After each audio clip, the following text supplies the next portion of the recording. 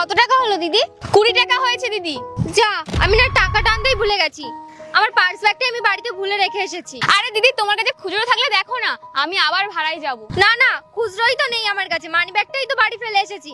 ঠিক আছে, তুমি একটা কাজ করো, তোমার স্ক্যানারটা দাও, আমি অনলাইন করে দিচ্ছি। দিদি, আমি তো মোটর ভ্যান চালাই, কোথা থেকে স্ক্যানার পাবো? আচ্ছা, ওই বিল্ডিংটা দেখছো, ওটা আমার বাড়ি। তুমি এখানে দাঁড়াও, আমি এক্ষুনি টাকাটা নিয়ে আসছি। কিন্তু দিদি, আরে দিদি একটু বিশ্বাস করো, তোমার 20 টাকা নিয়ে আমি পালিয়ে যাব? ঠিক আছে দিদি, কিন্তু তাড়াতাড়ি আসবে, একটুখানি অপেক্ষা করো। বোকা মেয়ে, ও ভাবলো আমি ওর 20 টাকা নিয়ে ফেরত আসবো। কি করে ভাবলো আমি ওর 20 টাকা নিয়ে ফেরত আসবো? কত দেরি হয়ে গেল। দিদি বললো 5 মিনিটে চলে আসবে, কিন্তু এখনো তো এলো না। যাই একবার গিয়ে দেখে আসি। দাদা, হ্যাঁ বলছি এখানে একটা নীল কালারের জামা আর কালো কালারের প্যান্ট আর ওই লাল লাল চুলে কোনো মেয়ে দেখেছেন? না দিদি, এরকম মেয়ে তো আমি এখানে দেখিনি। ও, দেখেননি?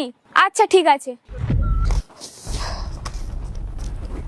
দাদা, আপনার মানি ব্যাগটা পড়ে গেছিল। থ্যাংক ইউ সো মাচ আপনাকে। আমার মানি ব্যাগটা পড়ে গেছে, আমি বুঝতেই পারিনি।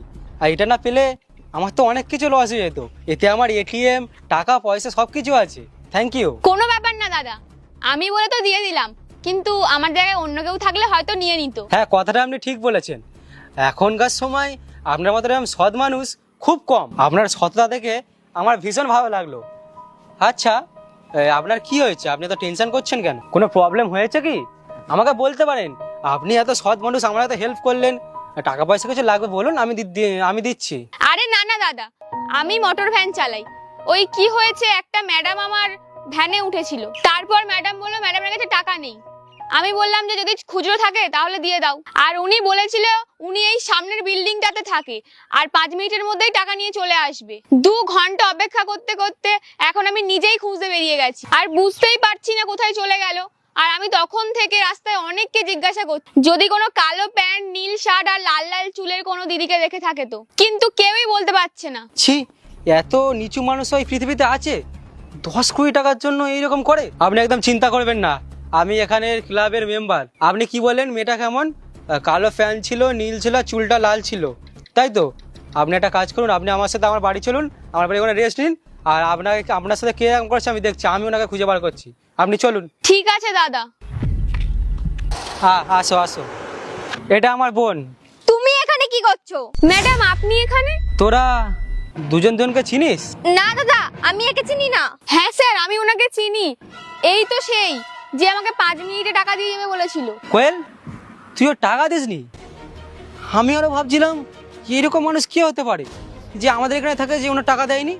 ওনাকে আমি আরো নিয়ে এসেছি ওই মেয়েটাকে খুঁজে বার করার জন্য, কিন্তু আমি এটা জানতাম না যে ওই সেই বাজে মেয়েটা আমার বোন। সরি দাদা, আমার ভুল হয়ে গেছে। আমি আমার পার্স ব্যাগটা বাড়িতে ভুলে গেছিলাম, এই জন্য আমি ওকে টাকা দিতে পারিনি। কিন্তু তুমি একে কি করে চেনো, আর একে তুমি বাড়িতে নিয়ে এসেছো কেন? আমি ওকে চিনি না, ওনার সাথে আমার রাস্তায় দেখা হয়েছে আর উনি আমার সাহায্য করেছে।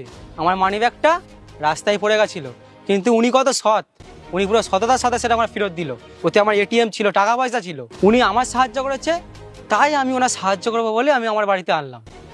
আর শেষমেশ আমার বোন এটা করেছে। এবার আমি ওনার সামনে আমার মুখটা কি করে দেখাবো? সরি দাদা, আমার ভুল হয়ে গেছে, আমি এক্ষুনি এনে দিচ্ছি ওনার টাকা।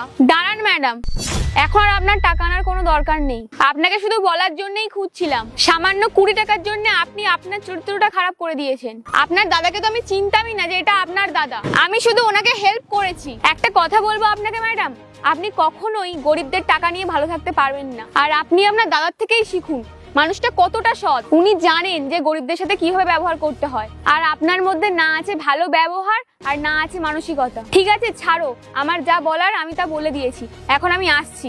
দাঁড়াও দাঁড়াও বোন, আমি তোমার প্রাপ্য টাকা না নিয়ে আমি যেতে দেবো না। না দাদা, আমি এত টাকা নিতে পারবো না। দেখো বোন, আমি তোমাকে বেশি টাকা দিচ্ছি না, আমি শুধু তোমার সততার দাম দিচ্ছি। যে এতটা টাইম নষ্ট হলো, আপনি যে এতক্ষণ ধরে ঘুরছিলেন, আমি সেই টাকাটাই আপনাকে দিচ্ছি।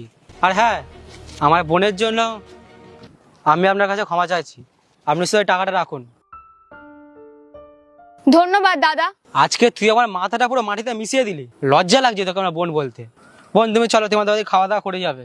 দেখো, কখনোই না কোনো গরিবের টাকা মেরো না, কারণ সেই টাকা তোমার সইবে না।